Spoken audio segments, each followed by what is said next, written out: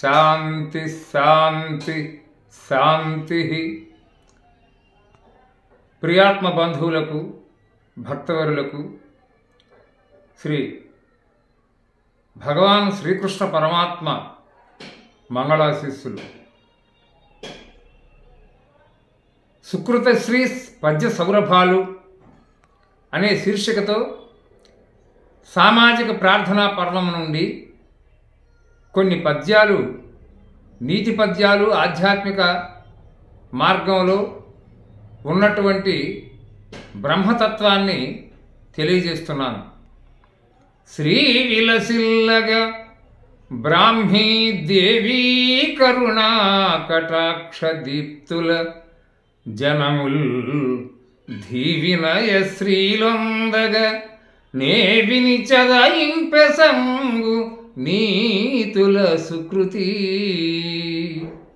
పూర్వజన్మ సంస్కారము కలిగిన ఓ పుణ్యాత్ముడా, ఈ సర్వ శుభ సంపదలకు సదా నిలయమై ప్రకాశించే ఆ పరబ్రహ్మ స్వరూపిణి ముగ్గురమ్మల మూలపుటమ్మ అయిన సరస్వతీదేవిని, ఆ మహా అమ్మగారి కరుణా కటాక్షములకు పాత్రులై ఈ లోకాన జనులందరూ నిత్యానిత్య వస్తు వివేక వినయధనములతో కూడిన జీవనాన్ని గడపాలని చెప్పి వాళ్ళందరూ రాగద్వేషములు లేక రోగరహితులై సుఖశాంతులు పొందాలని నేను ఈ సుకృతశ్రీ పద్య సౌరభాలు అనే నవశతకాన్ని, నీతి శతకాన్ని దైవానుగ్రహ దీక్షతో విరచించి త్రికరణ శుద్ధిగా మీ అందరికీ బోధించుతున్నాను.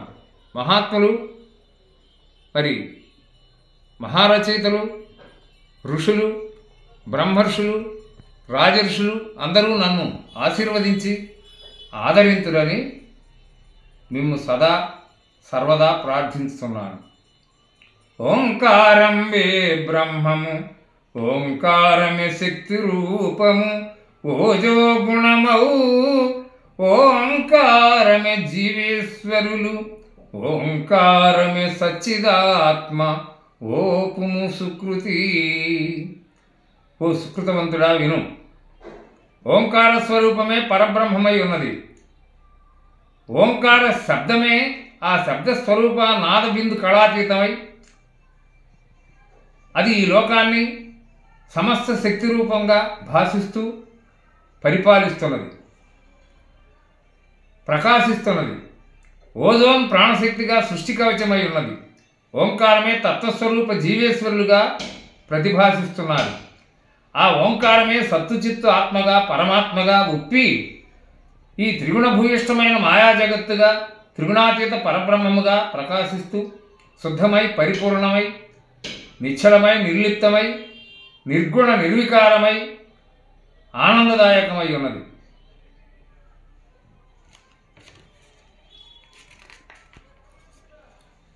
ఎవరయ్యది మాట్లాడిన సవినయ సంపత్తి కలిగి శ్రవణోన్నతుడై సువిచార బుద్ధి నొందిన ప్రవిమలుడు స్వధర్మ మార్గరతుడగు సుకృతి. ఈ లోకంలో ఎవరెవరు ఏదేది మాట్లాడినా మారు మాట్లాడకుండా వినయాన్ని, వివేకాన్ని, శ్రద్ధలతో వినగలిగిన వాడై మంచిగా ఈ చెడ్డ, మంచి చెడు అని బాగుగా విచారించి ధ్యానించగలిగితే ఇక అటువంటి వాడు ఈ సర్వకర్మల నుండి దోషరహితుడై స్వధర్మాన్ని ఆచరణశీలుడై ఆనందజీవనుడై ఈ బ్రహ్మానంద పరవశుడవుతున్నాడు. ఇటువాడు స్వధర్మే నిధనం శ్రేయ పరధర్మో భయావహ అన్న జగద్గురు గీతాచార్యుని వాక్యాన్ని సార్థక్యము గావించి ఒకానొక మహాత్ముడు కూడా అవుతున్నాడు. చెడుగని అనిపించినచో విడదగు వందైననిచ్చి వేలైనన్ అడిగి కొనదగును మంచిని నడవడికి విసుజన లక్షణములు సుకృతి. స్వార్థరహితుడైన ఓ పుణ్యశీలుడా వినుము. ఎంతకైనా చెడుగు చెడ్డవాడు వీడు అని అనిపించినప్పుడు 100 రూపాయలు అయినా సరే ఇచ్చి అటువంటి చెడ్డవాడిని వదిలించుకోవాలి. అలాగే రెట్టింపైనప్పటికీ 1000 రూపాయలు వేయించైనా సరే, వేలకు వేలు పెట్టైనా సరే మంచితనాన్ని కొని తెచ్చుకోవాలి. ఈ లోకంలో మంచివాళ్ల ప్రవర్తనావళికి శుభగుణాలతో కూడినటువంటి పద్ధతులు ఈ విధంగానే మార్పు చెందకుండా పరిణామరహితమై పరబ్రహ్మమై భాషిస్తుంటాయి అని ఈ పద్యం యొక్క సారాంశం. సిరికాస చెంది నినునే ధరణీసుల కమ్మజూప తల్లి అని తా పురుషార్థమెరిగి బ్రతికిన, తా పరమార్థమెరిగి బ్రతికిన వరకవి పోతన్న దళతు వాగ్ధృతి సుకృతి. ఓయి సుకృతవంతుడా, వినయశీలుడవై వినటానికి ప్రయత్నం చేయి. కాటుక కంటి నీరు చనుకట్టుపయింబడనేల నేర్చతో కైటబదైత్యమర్దనుని గాధిలి కోడలయో మదంబ యో హాటక గర్భురాణి నిన్నాకటికింగొనిపోయి అల్ల కర్ణాట కిరాట కీచకులకమ్మ త్రిశుద్ధిగా నమ్ము భారతీ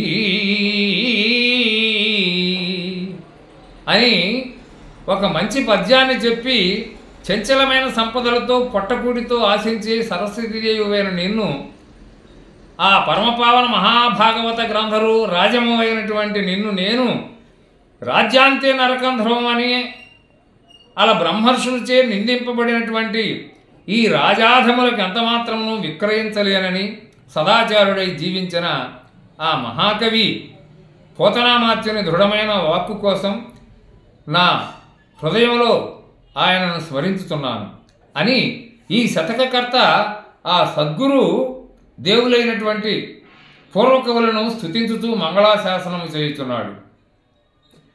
పద్యములెన్నియో తీరిచి దిద్యను వరనీతి సారధీధితి కవనము దీపింపగ వేమన ఉద్దిష్టాత్మైక విద్యనుందుట సుకృతి.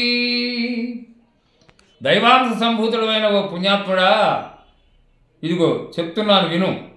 ఎన్నో వేల కొలదిగా తేట తెలుగులు, ఆటవెలదులు, తేటగీతులు, కందములు మొదలైన ఛందస్సులలో నీతి, భక్తి, జ్ఞానము, కర్మ, యోగము, వైరాగ్యము ఇత్యాది పరంపరగా అలవోకగా పద్యములల్లి సామాజిక స్పృహతో ప్రజాబాహుళ్యాన్ని స్వస్థతపరచినటువంటి ఆ మహాయోగి కవి పండితులు మన అవధూత వేమన గారు. ఆయన ఆంధ్ర సాహితీలోకమున అందవేసిన చెయ్యి, మహా తత్వవేత్త, మహోన్నత బ్రహ్మ విద్యా సంపన్నుడు, త్రికాల వేద్యులు కావులనే ఆయన కారణ జన్ముడై అవతార పురుషుడై ద్రష్టయై ఈ పాశ్చాత్యుల చేత కూడా కొనియాడబడుతూ బహుముఖంగా ప్రశంసాపాత్రుడై ఉన్నాడు. వేమనను